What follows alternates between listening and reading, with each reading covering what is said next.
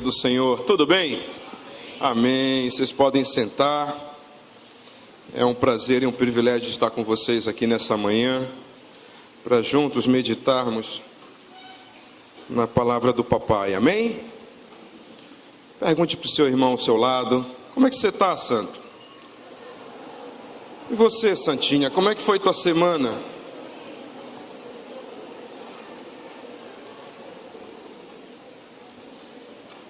O que ele disse para você? Ele disse pelo menos o nome dele para você? Não, você não perguntou? Pergunta, santo. Qual o seu nome, minha irmã? Qual o seu nome? O meu é Pedro Tavares. O meu é João da Silva. Olha só, já pensou? Vocês vão estar no céu, numa fila enorme esperando o banquete. Quem sabe? Já pensou? E ele vai estar na tua frente. Não é verdade? Glória a Deus. Eu queria, junto com você, a gente vai começar lendo um versículo muito conhecido, que é o Salmo 23, versículo 1. Você pode colocar, Hans, para a gente? Já está aí? O que é que diz aí, igreja?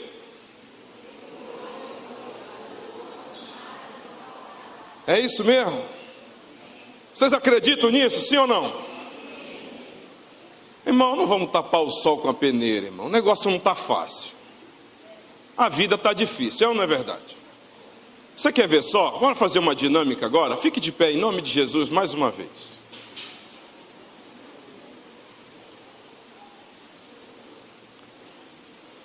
Todos, por favor, encarecidamente. Só para você ver como a vida não está fácil. Eu vou pedir para um grupo de pessoas sentar, e no final que eu concluir o grupo de pessoas, aí sim, eu faço parte desse grupo, eu posso sentar, ok? Então você espera até eu falar o último grupo de pessoas, e aí se você disser, não, eu não faço parte de nenhum desses grupos, então eu posso sentar. O pastor disse que eu posso sentar. Mas se eu faço parte de um desses grupos, o pastor disse que eu não posso sentar, então eu tenho que ficar em pé. Amém? Beleza? Perfeito. Primeiro grupo de pessoas que eu queria que sentasse, mas só no final, é aquele grupo de pessoas que pode dizer assim: eu não tenho nenhum problema de saúde, minha saúde está perfeita, meu corpo é que nem corpo de touro, não tem nenhuma dor, estou bem de saúde, fiz meus últimos exames, o check-up deu tudo certo, não dei um problema interno, meus órgãos estão bem, eu durmo bem, não tem nenhum problema mental, não sofro de depressão, está tudo bem comigo. Se você estiver assim, daqui a pouquinho você pode sentar. Segundo grupo que pode sentar é aquele grupo que pode dizer assim: está tudo bem na minha casa. Em casa não tem nenhum problema, já faz mais de 6 meses que eu não sei o que é brigar com meu cônjuge, com os meus filhos, o clima em casa parece um pedacinho do céu.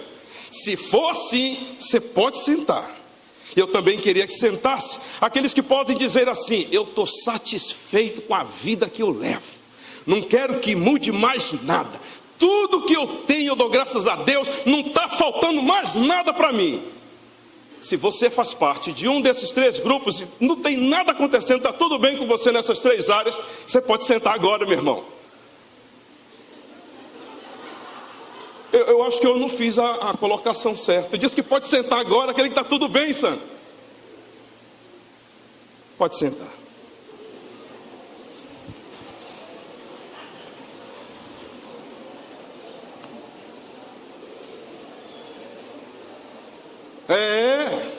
Vocês estão vendo só? Está pensando que é só com você? A vida não está fácil, irmão. Agora ainda aparece a palavra de Deus dizendo isso para mim e para você, que você leu agora: o Senhor é meu pastor e nada me faltará. Vamos ser sinceros, se isso aqui fosse verdade, por que falta tanto? Se isso aqui fosse verdade na minha e na tua vida, por que você ficou em pé? Peraí, a palavra de Deus não mente. A palavra de Deus é verdadeira, ela é viva e eficaz. O problema não está na palavra, então está na gente? Não, pastor, mas Deus sabe da minha vida, eu tenho orado, eu tenho entregue a minha vida nas mãos dele, eu tenho jejuado, eu tenho me consagrado, eu tenho sido fiel a ele na obra, na generosidade na obra do ministério, eu tenho sido fiel a ele, Senhor. O problema não está comigo, pastor. Então está na palavra? Em quem está o problema? Eu costumo dizer que eu creio no que está escrito aqui 110%. A Bíblia diz que foi Jonas que engoliu o peixe. Se a Bíblia dissesse que tinha sido Jonas, ou melhor, a Bíblia diz que foi o peixe que engoliu Jonas, mas se a Bíblia dissesse que foi Jonas que tivesse engolido o peixe, eu acreditaria, porque está aqui. Então, se o problema não está na Bíblia, o problema não está em mim nem em você, está em quem o problema? Abre comigo João capítulo 4, que eu acho que a nossa resposta está lá. João 4. E a gente vai meditar muito sobre a história de Jesus com essa mulher samaritana.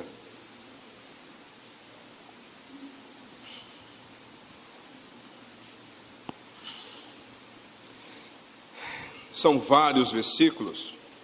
É um capítulo grande de 54 versículos. E por conta do tempo eu pediria a você para que nós fôssemos lendo à medida que o assunto for fluindo. Amém?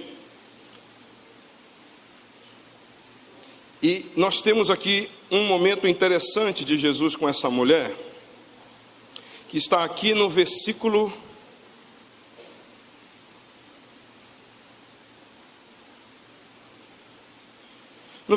12, e diz assim: és tu maior que o nosso pai Jacó, que nos deu o poço, bebendo ele próprio dele, e os seus filhos e o seu gado? Depois você pode meditar nessa história, mas eu sei que talvez tenha alguém aqui que não conheça a história de Jesus com a mulher samaritana. Então, só para eu dar um brief rápido do que está escrito aqui nessa história. Jesus está indo a caminho da Judéia e ele precisa passar outra vez, ele precisa novamente passar por Samaria, que era uma cidade da época. E por volta do meio-dia, com aquele sol a pino, sol forte do Oriente Médio, batendo na moleira dele, os discípulos foram comprar comida na cidade e ele precisou descansar. A Bíblia diz, inclusive, fala da humanidade de Jesus, que ele ficou cansado com aquele sol, com a caminhada, e ele precisou descansar. E nesse descanso uma mulher aparece, não tem o nome dela, mas sabemos a origem dela, que é samaritana, de Samaria, e ele tem um contato e uma conversa com essa mulher. E nesse texto, você meditando em casa, você vai poder aprender sobre muita coisa, dentre elas a adoração, sobre a necessidade de pregar o Evangelho, de aproveitar a oportunidade. Então esse é o contexto do capítulo 4.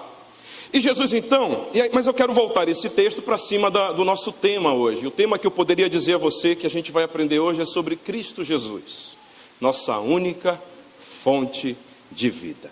Amém? E aí nesse texto, ele discorrendo com ela então lança sobre ele uma verdade. E não é mentira não, é verdade o que ela está dizendo aqui. Ela diz: olha Jesus, deixa eu te dizer uma coisa, o nosso pai Jacó nos deu esse poço. Foi Jacó que nos deu esse poço. Nós temos esse poço há mais de 4.000 anos. É através desse poço que as nossas necessidades são supridas aqui nessa região. Afinal de contas, falta muita água aqui. E aí, se você observar bem, em nenhum momento do texto, você vê Jesus recriminando a água desse poço. Jesus em nenhum momento chega com essa mulher e diz assim: olha, você não pode mais beber da água desse poço. Você não pode continuar bebendo dessa água. Não, pelo contrário. Jesus, ele não elimina a necessidade de beber dessa água. Mas o que Jesus diz para ela? Eu tenho uma água melhor. Jesus diz para ela: eu tenho uma água melhor. Eu lembro que quando eu era adolescente, quando eu entreguei minha vida para Jesus, eu aprendi um corinho na igreja que eu frequentava. Minha voz não é muito boa, mas ele era mais ou menos assim: no poço de Jacó tem água para tirar, quem tira uma vez, 2 vezes tem que tirar. E aí Jesus está dizendo isso para ela. Ele está dizendo: se você tirar água desse poço, você sempre terá sede. Você sempre voltará a ter sede. Sabe, queridos, não me interpretem errado, mas eu acho que tem muita gente abrindo poços na sua vida ao longo da sua caminhada por aí. Tem gente, por exemplo, que abre poços de entretenimentos. Tem gente que gosta de ficar por horas na frente de um computador, na frente da internet, na frente de uma TV. Tem gente que gosta de usufruir, de abrir poços de entretenimento. E não é errado. Não é errado você ter um computador, não é errado você acessar informações, não é errado. Tem gente, por exemplo, que ama abrir outros tipos de poços, como poços do esporte, pessoas que se dedicam exclusivamente para o esporte. Dormem e acordam pensando em atividade física. Outros se dedicam muito para os estudos, leem bastante, estudam bastante, não se contentam enquanto não fizerem 4 pós-graduações e 5 PhD e doutorado em alguma coisa. Tem gente, por exemplo, que abre poços em outra área. Tem gente, inclusive, que, pasmem, utiliza um poço do ministério na igreja como fonte de vida. Onde é que está o problema desses poços? Jesus não está dizendo que, por favor, não me entenda errado. Jesus não disse que era para ela parar de beber dessa água. Não estou dizendo que você deve parar de praticar esporte, que você deve parar de utilizar das ferramentas que a ciência nos dá hoje, que a modernidade nos dá hoje. Não estou dizendo isso, não estou dizendo que você tem que parar de estudar. Não me interprete errado. O que eu estou dizendo é que nenhum poço desse vai saciar a sede da tua alma. Só tem um poço que sacia a sede da nossa alma, e o nome desse poço é Cristo Jesus. Cristo Jesus, Cristo Jesus. Ele é o único que mata a nossa sede. Aleluia! Então tem muitos poços, mas infelizmente, por conta do tempo, esse texto, ele me mostra 3 poços que eu e você, na maioria das vezes, temos nos embebedado, temos ido buscar. Eu não sei se você sabe, mas esse poço, por exemplo, a história diz que ele tinha em torno de 41 metros de profundidade. Por isso que ela disse para Jesus: Jesus, esse poço é muito fundo. Como é que você vai tirar água desse poço se você não tem nenhuma jarra, se você não tem nenhuma corda para puxar a água? O poço, ele tinha 4 metros de profundidade só de água, mas ele, para chegar até a água, levava mais de 35 metros. Tem muita gente que não se cansa de cavar em poços dessa vida para buscar uma água que não vai matar a tua sede. E tem aqui, eu vejo na vida dessa mulher, alguns poços que ela cavou e que talvez eu e você estejamos cavando também. O primeiro poço que eu enxergo aqui estão nos versos 17 e 18. Vamos ler? João 4, 17 e 18.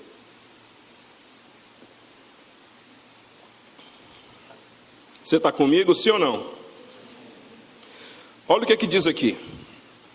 A mulher respondeu e disse, ou melhor, versículo 17, isso mesmo. Respondeu e disse: não tenho marido. Disse-lhe Jesus: disseste bem, não tenho marido, porque tiveste 5 maridos, e o que agora tens não é o teu marido. Isso disseste com verdade. Irmão, vamos ser sinceros, a vida dessa mulher não era fácil. Analisando com cuidado e com carinho a história dela, nós perceberíamos que a história dela, se por um lado era positiva, afinal de contas, ela era uma mulher guerrida. Era uma mulher que acordava cedo, era uma mulher trabalhadora. Você vai perceber que ela chega na cidade e começa a divulgar o evangelho. Então me diz que ela era uma mulher que influenciava na cidade. Ela era líder. Ela tinha capacidade de se expressar, ela tinha capacidade de conversar, ela tinha uma série de pontos positivos, quanto características, quanto na sua personalidade. Mas por outro lado, se ela era esse tipo de mulher, por outro lado, se você observar, a vida não era fácil, ela não era rica, ela não era dondoca, ela não era casada com um milionário, afinal de contas, era ela que estava indo pegar água. Não tinha funcionário, ela não tinha empregado para pegar água para ela. Uma outra dificuldade, eu vejo uma outra luta que ela talvez seja, que passou com certeza, foi na área familiar. Gente, ela teve 4 maridos antes desse. Já pensou o que é ter 4 ex-sogras? 4 ex-sogros? Um monte de ex-cunhado? Um monte de aderente vindo? Não é fácil a vida dessa mulher, santo. A mulher passava por dificuldades, por lutas, carências talvez ela enfrentava. E você percebe que ela tinha carências pessoais. Porque, gente, cá para nós, ter 4 maridos e ainda ir atrás do 5º, das duas uma, ou essa mulher parece que tinha um chama para homem, porque ela não conseguia ficar solteira. A Bíblia não diz como era a beleza dela, mas o fato é que ela já estava no 5º. Então ela tinha uma série de carências internas, carências emocionais, aonde ela entendia que para que ela fosse feliz, ela tinha que estar do lado de um homem. Era um poço que ela cavava. Talvez como eu e você. cheio de carências internas, aonde um dia casamos assim. Eu lembro de mim. Eu lembro que quando eu era criança, na 5ª série, tinha uma menina na sala, uma loirinha, bonitinha, ela magrinha, jeitosinha, cabelo curto até aqui, loirinha. O nome dela era Alessandra, pastor. Não, era Alessandra. Gente, quando a Alessandra entrava na sala, olha, lembra do nome da bichinha até hoje? Relaxa, santa. A Alessandra entrava na sala, eu já ficava tenso, ficava tremendo. Um dia eu lembro, Edinho, que eu sentei atrás dela, estava fazendo um dever que a professora tinha passado, e ela vira para mim, conversa comigo. Gente, pronto, meu mundo acabou, só dormi pensando naquela menina, Alessandra. Mas o poço da Alessandra secou. E aí eu cresci. E eu cresci e fui atrás de outros poços. E comecei então a me apaixonar e desapaixonar, me apaixonar e desapaixonar. Era um monte de poço. Até que um dia eu encontrei o melhor poço da minha vida.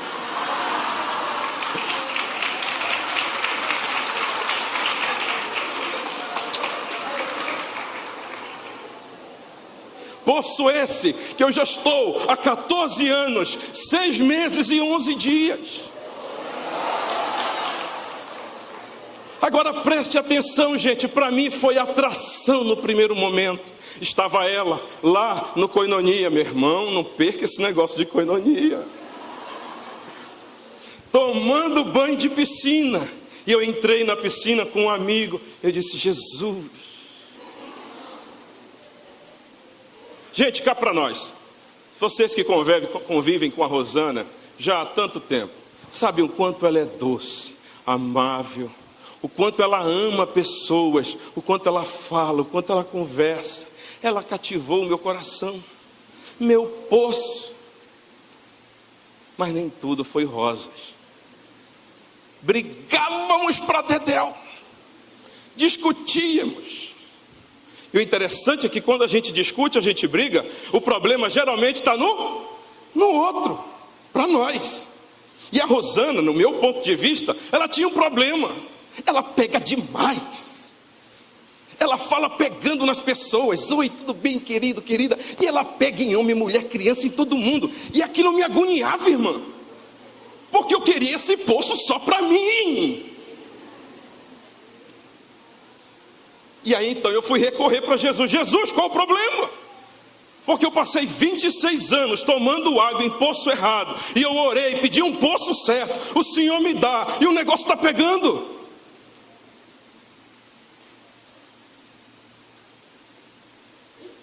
E o Espírito Santo com amor ministrou o meu coração e disse, filho, você está entendendo errado. O problema não está nela.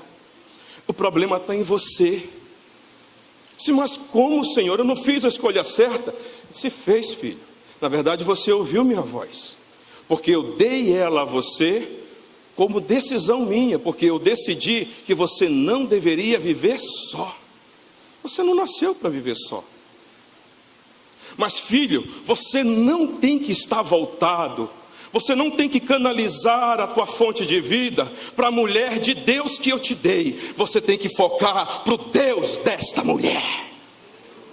Tem muita gente bebendo de maneira errada, porque está pedindo um homem de Deus, uma mulher de Deus, filhos de Deus, e estão esquecendo do Deus que dá vida, do Deus que dá fonte, do Deus que dá uma água que sacia a alma, e ela nunca acaba. Esse é o meu Deus, esse é o teu Deus. De quem você tem bebido? De quem você tem buscado cisternas para abastecer? Por favor, queridos, não me interpretem errado. Eu não estou dizendo que você não deve casar, pelo contrário. A Bíblia diz que a gente tem que casar, é bom esse negócio de casar, é ou não é?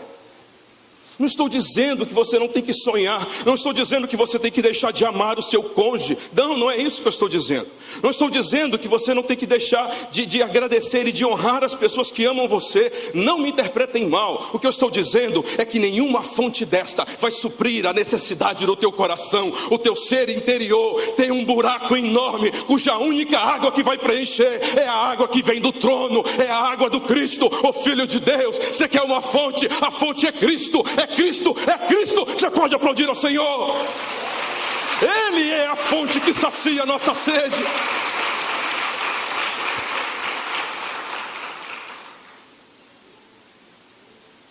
Segundo poço que eu vejo que essa mulher abriu, e que era muito forte na vida dela, na verdade não foi ela. É um texto que mostra um segundo poço. Ele está no verso 17, ou melhor, 31 e 34. Olha o que diz lá. Diz assim, 31 a 34 do capítulo de João. Entretanto, seus discípulos lhe rogaram, dizendo: Rabi, come. Afinal de contas, você é humano, está cansado e estava com sede. A gente já viu que você tomou água, mas precisa comer. Porém, ele lhes disse: uma comida tenho para comer, que vós não conheceis. Então os discípulos diziam uns aos outros: trouxe-lhe porventura alguém de comer? Jesus disse-lhes: a minha comida é fazer a vontade do Pai, a vontade daquele que me enviou, e realizar a sua obra. Queridos, se você for observar, existia uma carência. E pão aqui, comida, me fala no sentido de necessidades que nós temos nessa terra. Não temos necessidade aqui, sim ou não? A gente precisa pagar as contas, precisa comer, precisa ter um plano de saúde, porque aqui o negócio está pegando. Quem vive de SUS, misericórdia. Então a gente precisa ter necessidades, precisa se locomover, precisa ir de um lado para o outro. Temos necessidade e os discípulos estão aqui preocupados com as necessidades de Jesus, sim ou não? Estão preocupados com a necessidade do Mestre. Ah, queridos, em casa, quando eu era adolescente, junto com minhas irmãs, minha mãe viúva, trabalhando, ganhando um salário mínimo, o negócio fartava em casa, fartava muita coisa. E eu cresci na minha adolescência e juventude com muitas limitações financeiras. E eu fiz uma promessa para mim mesmo. E a promessa que eu fiz foi: eu nunca vou passar por nenhuma privação financeira. Eu nunca vou passar por nenhuma necessidade. Não quero isso para mim. E aí então, queridos, eu decidi trabalhar muito. E eu trabalhava, teve um tempo que eu estudava à noite, eu estudava de manhã e trabalhava à noite. Depois eu passei a trabalhar de manhã e de tarde e estudava à noite. Mas eu não deixei de trabalhar. Pela misericórdia do Senhor, muitas portas se abriram, muitos poços foram abertos. Eu migrava de um poço para o outro. Era um negócio abençoado pelo Senhor. Era necessário trabalhar como esses poços aqui, como o poço de Jacó. E então, Deus abriu inúmeras portas a nível profissional, como até hoje Ele tem nos abençoado. Só que teve um dia que o desemprego, ele bateu na minha porta. E quando o desemprego bateu na minha porta, ele não veio sozinho, ele veio com medo do amanhã, com medo de que eu voltasse a passar com a minha família as mesmas privações que eu passei na minha adolescência, com medo de não suprir para o meu lar, para a minha casa, aquilo que eu não tive, e ver eles passando pelo que eu passei de novo, e bateu um medo. E aí então o que foi que eu fiz? Fui para os pés do Senhor. Senhor, isso não é justo. Estou te servindo, estou na tua casa, pago meus impostos, sou generoso com a tua obra, trabalho no reino. Por que as portas estão se fechando, Pai? Por que eu fiquei desempregado? O Senhor sabe que eu tenho compromissos. E o Senhor, mais uma vez, ensinando-me a mim, disse: filho, você não está entendendo.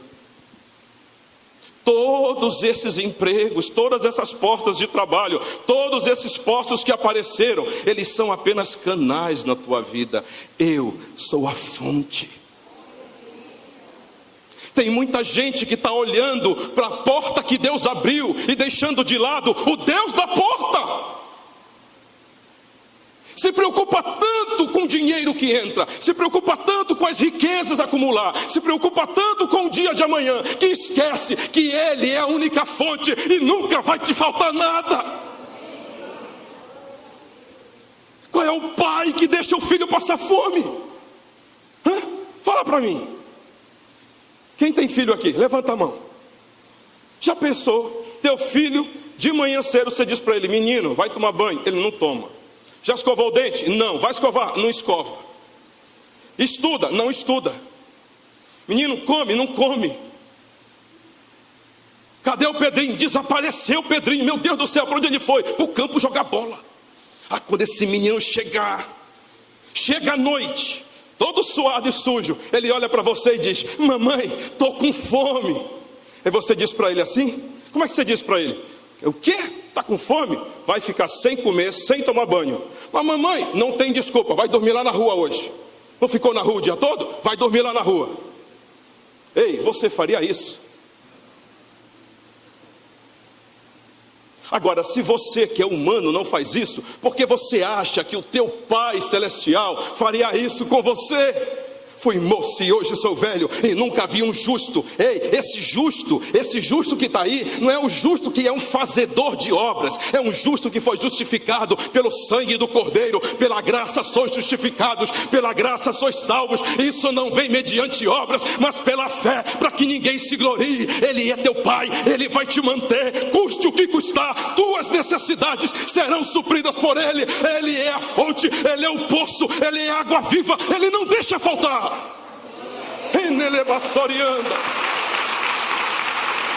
Não tem falta para Ele. O problema, sabe qual é o problema? É que nós não estamos olhando para Ele como fonte, nós estamos olhando para os poços que estamos cavando. Estamos tão preocupados com o dia de amanhã que esquecemos que dele é o dia e a noite, Ele é a eternidade. Meu irmão, minha irmã, não é que Ele vive em eternidade, é que é a eternidade que vive nele. Esse é o teu Deus. Tem muita gente que está atrás de tesouros nessa terra e esquece que dentro de si tem a maior pepita de ouro, tem uma fonte inesgotável de minerais, tem uma fonte inesgotável de vida, tem ouro em abundância. Ele é o dono do ouro e da prata. Terceira fonte, terceiro poço que eu observo aqui, e esse eu peço paciência para vocês, porque esse é complicado para explicar. Graças a Deus, que o pastor está dizendo aí, que eu não preciso mais trabalhar. O pastor está dizendo aí que agora o negócio, o maná vem do céu. Posso tirar? O pastor está dizendo aí que o maná vem do céu, e agora eu posso ficar só dormindo. Não me interprete errado não, santo. Eu tenho um lema, eu digo que pode faltar emprego, mas não falta trabalho. Não, mas eu tenho doutorado. Que negócio é esse de lavar carro? Acabar com esse negócio, minha irmã. Acabar com esse negócio. Está aqui a mulher ralando, indo buscar água, pagando preço. Não estou dizendo que você tem que parar de trabalhar.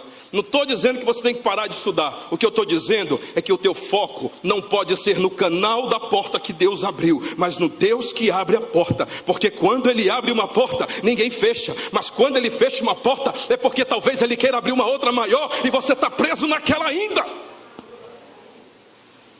Amém? Terceiro poço. Vai comigo, por favor, lá para o terceiro poço, no capítulo, ou melhor, no versículo 39.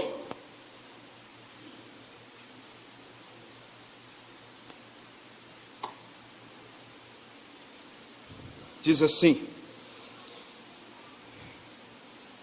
e muitos dos samaritanos daquela cidade creram nele, pela palavra da mulher que testificou, disse-me tudo quanto tenho feito.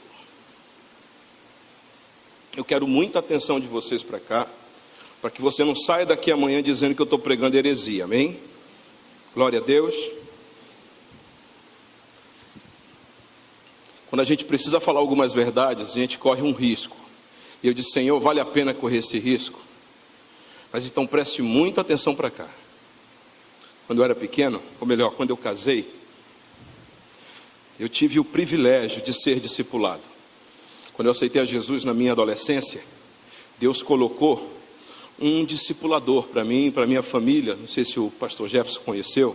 O irmão Gilberto cantava no coral, não tinha uma perna, lembra? Ensinar tem valores e princípios. Obrigado, anjo. Tem valores e princípios que até hoje eu vivo e pratico baseado no que ele me ensinou. Mas infelizmente os anos se passaram e, como todo homem, um dia é promovido para a glória. E ele foi promovido para a glória. Para ele foi ótimo, mas para mim foi péssimo, porque eu fiquei sem discipulador.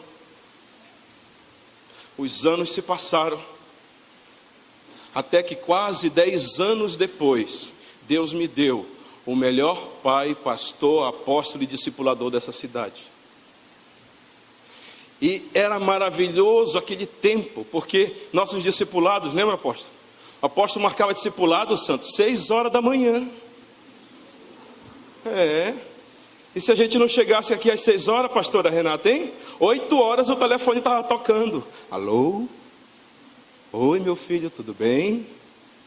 Por que você não veio? Aconteceu alguma coisa? Gente, a gente desligava o telefone, não era, Concita? Dava uma desculpa meio que esfarrapada às vezes, não era?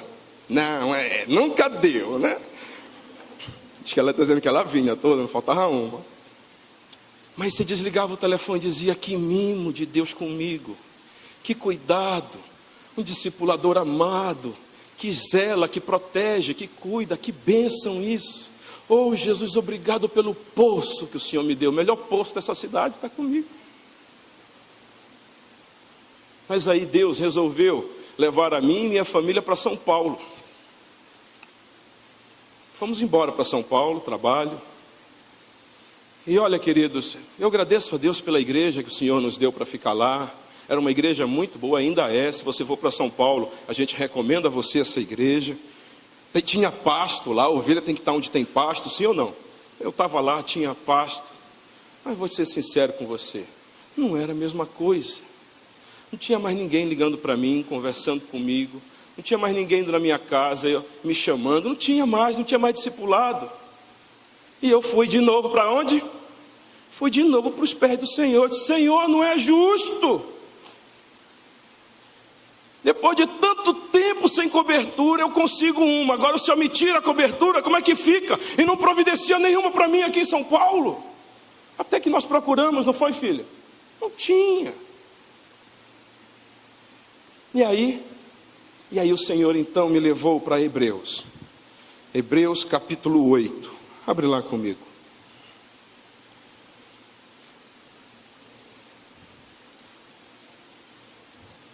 E esse texto, queridos, ele marcou a minha vida. Hebreus capítulo 8, versos 10. Ou melhor, eu vou começar a ler com você a partir do verso 6.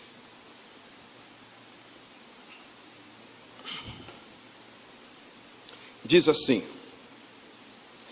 mas agora alcançou ele ministério tanto mais excelente, quanto é mediador de um melhor concerto, que está confirmado em melhores promessas. Diga comigo, melhores promessas. Porque se aquele primeiro fora irrepreensível, ou seja, a primeira aliança, nunca se teria buscado lugar, melhor dizendo, para o segundo. Porque repreendendo-os lhes disse: eis casa de Israel. Ou melhor, eis que virão dias, diz o Senhor, em que com a casa de Israel e com a casa de Judá estabelecerei um novo concerto. Não segundo o concerto que fiz com seus pais no dia em que tomei pela mão, para os tirar da terra do Egito. Como não permaneceram naquele meu concerto, eu para eles não atentei, diz o Senhor. Preste atenção, Deus está falando aqui de um antigo concerto, de uma antiga aliança. No verso 9 ele diz assim, ou melhor, no verso 10 ele diz assim: porque este é o concerto que depois daqueles dias farei com a casa de Israel, diz o Senhor. Porém, as minhas leis, quem é que vai pôr? Quem é que vai pôr? Porém, as minhas leis no seu entendimento, e em seu coração as escreverei, e eu lhes serei por Deus, e eles me serão por povo. Verso 11, queridos, falou muito comigo, diz assim: e não ensinará cada um ao seu próximo, nem cada um ao seu irmão, dizendo: conhece o Senhor, porque todos me conhecerão, desde o menor deles até o maior. Presta atenção para cá. O livro de Hebreus, ele é um livro maravilhoso como leitura, como conhecimento histórico, mas acima de tudo como revelação divina do Senhor, aonde ele mostra aqui a força que tinha a antiga aliança mosaica e a força que tem hoje a nova aliança em Cristo Jesus. Então, se você quer entender a antiga aliança, nova aliança, porque nós estamos na nova aliança, porque não vivemos mais debaixo do jugo da lei, mas pela graça, você tem que mergulhar e entender Hebreus. Hebreus vai falar também sobre que nenhum sangue de animal pode perdoar pecados, só existe um sangue que de fato perdoa pecados, é o sangue de Cristo Jesus. Então você começa a mergulhar nesse livro. Então preste atenção, Hebreus está falando de uma antiga e de uma nova. Se você, por exemplo, for buscar a origem dessa promessa aqui, foi Jeremias que profetizou há cerca de 600 anos atrás, desse contexto aqui. Ele entregou uma profecia lá em Jeremias 31, versículos de 31 a 4, depois você medita, e você vai perceber que é a mesma aliança, ou seja, Jeremias há 600 anos atrás profetizou que uma nova aliança viria. E o escritor de Hebreus está dizendo: ei, acordem, a antiga aliança profetizada por Jeremias, ela se cumpriu. Ela se cumpriu, é realidade, é vida, é hoje. Bom, e o que garante a mim e a você essa nova aliança? O que garante a mim e a você a nova aliança é isso aqui, ó. E não ensinará cada um ao seu próximo, nem cada um ao seu irmão, dizendo: conhece o Senhor, porque todos me conhecerão, desde o menor deles até o maior. Você não entendeu nada, olha para cá. Eu não estou dizendo para você que você não precisa ser pastoreado. Pelo contrário, não me interprete errado. Jesus mesmo disse a Pedro: Pedro, tu me amas? Apacenta as minhas ovelhas, cuida delas, não seja como um assalariado, dê a vida por elas, Pedro. Mas para quem era essa promessa? Para aqueles que cuidam. Não estou dizendo que você não precisa de pastor, precisa sim. Eu não estou dizendo que você não precisa de discipulador, claro que precisa. O que seria de Paulo se não fosse Barnabé na vida dele? O que seria de Tito, de Timóteo a nível ministerial, se não fosse Paulo na vida deles? Precisamos de cobertura, precisamos de gente nos acompanhando, a gente está abrindo o coração, confessando o pecado. O mesmo Senhor disse que a gente precisa confessar uns aos outros, para que a gente confia, para que haja tratamento, para que haja restauração da alma. Eu não estou dizendo que a partir de agora você não precisa mais vir à igreja, porque é o Senhor que vai te ensinar as coisas. Pelo contrário, a Bíblia fala para mim e para você, que eu e você, lá em Hebreus, no capítulo 12, precisamos nos congregar. Porque é aqui, junto com os irmãos, que o fogo aquece. É aqui que a gente recebe alegria, tem unção, tem bênção do Senhor nesse lugar, sim ou não? Eu não estou dizendo que você tem que deixar de se congregar. Eu não estou dizendo que porque é o Senhor que tem que te ensinar, que Ele vai te passar tudo, que você tem que deixar de ir a uma célula, que você tem que deixar de conversar com os irmãos, que você tem que abrir a sua casa. Não me interprete errado. O que eu estou dizendo é que nenhum desses poços vão saciar o que você precisa. Nenhum desses poços vão suprir a carência, a necessidade que você tem. Só o Espírito Santo de Deus é capaz de ser a tua única fonte de sustento, de vida, de conhecimento e de graça. Saiba utilizar de maneira correta. Aprenda a depender não mais de homens como eu dependia deles. Aprenda a depender dele.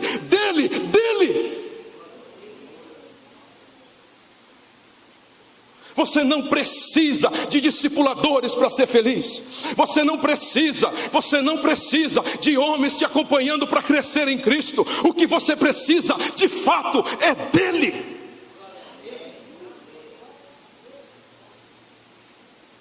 Ele é a tua fonte, a tua única e melhor fonte. Eu estou muito preocupado com o evangelho muitas vezes pregado nesses dias, queridos. É um evangelho onde muitos líderes, de maneira errada, de maneira inadvertida, estão criando verdadeiros dependentes emocionais, verdadeiros dependentes espirituais. Estão se tornando fonte ao invés de canal. Teu discipulador, tua igreja, querido, isso tudo é canal. Ele é a fonte. Tem gente que não para. Eles criaram, queridos, uma dependência mórbida.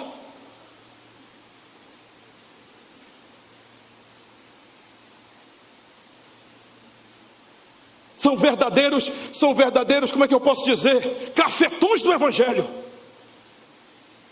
Vem aqui, faça a campanha.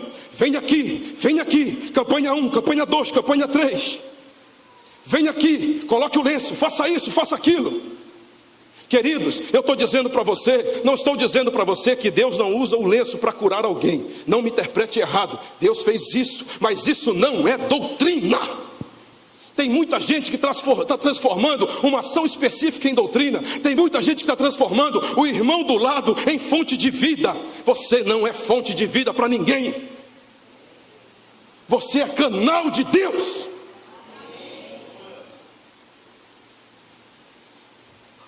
Queridos, por favor. Pastor, mas eu sou discipulador. E agora? Como é que vai ficar esse negócio com o meu discípulo? Eu sou pastor. E agora? Como é que vai ficar a minha relação com as minhas ovelhas? Não me interprete errado, em nome de Jesus. O que eu estou dizendo para você, você que é um discipulador de excelência, continue sendo. Você que é um líder de célula, um pastor, continue sendo. Exerça com carinho o ministério que Deus confiou a você. É maravilhoso. Aquele que deseja o episcopado, excelente obra deseja. Continue exercendo com amor, com carinho. Mas não seja na vida dos homens e mulheres fonte. Seja como essa mulher aqui. Os outros creram por causa do testemunho dela. Seja como ela, leve a verdade, aponte o caminho. O que você é? Um apontador de caminho como essa mulher. Não deixe que as pessoas supram você, suguem você como um poço de Jacó. O que você tem que ser? Apontador de caminho. Pastor, como é que eu aponto o caminho? Sendo exemplo. Como é que eu aponto o caminho? Ministrando. Como é que eu aponto o caminho? Ensinando. Mas depois que você aprendeu, para que ficar dependendo desse poço para viver? Desculpe, mas é burrice. Quem é que troca o poço de Jesus por um poço de Jacó? Ainda que seja de Jacó. Você tem o melhor discipulador, você tem o melhor pastor, você tem a melhor igreja, e eu louvo a Deus pela tua vida, e não deixa de vir para cá, não vai me entender errado. Mas o que eu estou dizendo para você, que nada nessa terra é tua fonte, só Ele é tua fonte de vida, só Ele é que vai te levar para o céu. Ele manachou.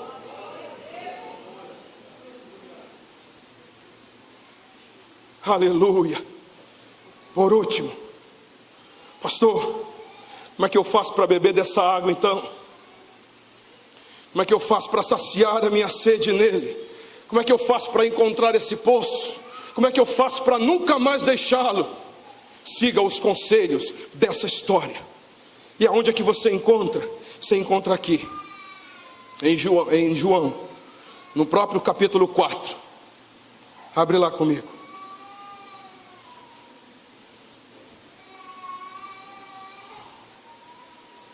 Versículos 13 e 14.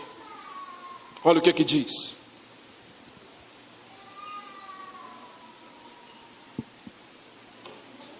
Deus está levantando uma igreja que aprenda a depender só dele. Deus está levantando uma igreja que sabe que vai para o céu e que não está presa em doutrinas, em filosofias humanas. Deus está levantando uma igreja comprometida com Ele. Deus está levantando uma igreja cheia do Espírito Santo. Deus está levantando uma igreja que tem fome dEle, que tem sede dEle, que vai beber de uma água que nunca mais vai ter sede, que vai beber de um pão e comer de um pão que nunca mais vai ter fome. Você faz parte dessa igreja? Aprenda a depender dEle. Como é que você faz? Versículos 17 e 14 diz assim,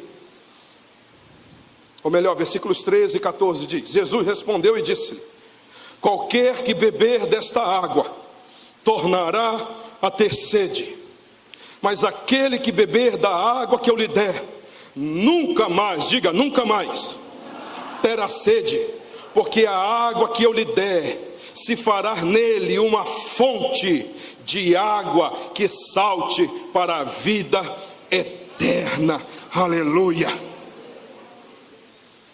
O que Jesus está querendo dizer aqui? Ele está dizendo que o poço de Jacó era fora do corpo, e que ela bebia água fora do corpo, e para saciar a sede, dentro do corpo. Jesus está dizendo que se ela continuar com esse processo, ela volta a ter sede. Mas Jesus está dizendo para ela: pare de tomar, pare de buscar saciedade para a tua alma, de fora para dentro. Ele está dizendo: a fonte verdadeira não é de fora para dentro, a fonte verdadeira é de dentro para fora. Eu coloco uma fonte dentro de você, eu coloco uma fonte dentro da tua alma, dentro do teu ser. Eu coloco. Como é que Ele coloca? Através do Espírito Santo. Como é que eu faço para ter essa fonte? É simples, querido. Abasteça-se só dele. Abra mão das outras fontes. Mas pastor, é tão fácil beber das pessoas, das coisas. É o poço de Jacó, já está ali, já tem água. É só meter um negócio. Filho, deixa eu te dizer uma coisa. Se você quiser continuar bebendo água dos poços de Jacó, tudo bem. Não tem problema. Decisão sua. Eu sei que tem gente me ouvindo aqui dizendo: é muito difícil, pastor, para mim é melhor continuar do jeito que está, sem mudar nada. Afinal de contas, eu estou salvo, vou para o céu, meu nome está escrito no livro da vida. Verdade. Mas posso te falar uma coisa? O problema é que você nunca vai experimentar o melhor de Deus aqui, nessa terra, porque você sempre vai depender de outros, de coisas, de terceiros. Quer viver bem nessa terra? Quer viver bem aqui? Quer viver bem na terra? Quer viver bem consigo mesmo? Abasteça-se dele, seque as outras fontes, abra mão das outras fontes e decida ter uma única fonte de vida. Ele, Cristo Jesus, Cristo Jesus, Cristo Jesus, a tua única fonte de vida eterna.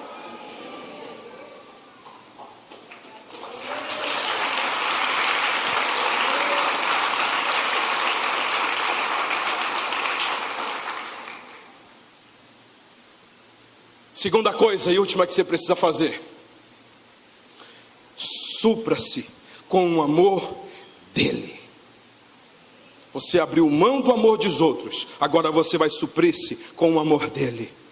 Você vai fazer do amor dele ser suficiente para você.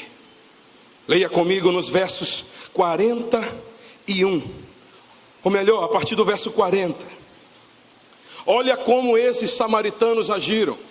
Eles tiveram o caminho apontado pela mulher, creram no testemunho dela, mas foram aonde depois? Buscar na fonte. E aí o que eles decidem depois que eles conhecem a fonte? Olha o que eles decidem. Verso 40. Indo pois ter com ele os samaritanos, rogaram-lhe que ficasse com eles. E ficou ali 2 dias. E muitos mais creram nele por causa da sua palavra. Verso 42, e diziam à mulher: não é pelo teu dito que nós cremos, porque nós mesmos os demos ouvido, e sabemos que este é verdadeiramente o Cristo, o Salvador do mundo. O que você precisa fazer para ter essa fonte? É simples: leva ele para a tua casa, leva ele para a tua vida. Para de viver uma vida medíocre, para de viver uma vida dependente das coisas desse mundo. Leva ele para a tua casa. Satisfaça-se com ele. Ele é tudo o que você tem. Ele é tudo o que você precisa. Acredite nisso. Eu estou devendo uma resposta para vocês do início do culto, sim ou não? Salmo 23, verso 1. A tradução diz, para o português: o Senhor é o meu pastor, nada me faltará. Sabe qual é a verdadeira tradução do hebraico mesmo? Você vai descobrir agora. Coloca lá, Hans, por favor. Diga comigo: o Senhor é meu pastor, não preciso de mais nada.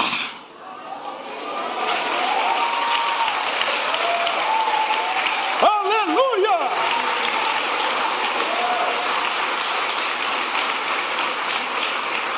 O Senhor é o teu pastor, santa. O Senhor é o teu pastor, filho. Não precisa de mais nada. Você não precisa de mais nada para ser feliz.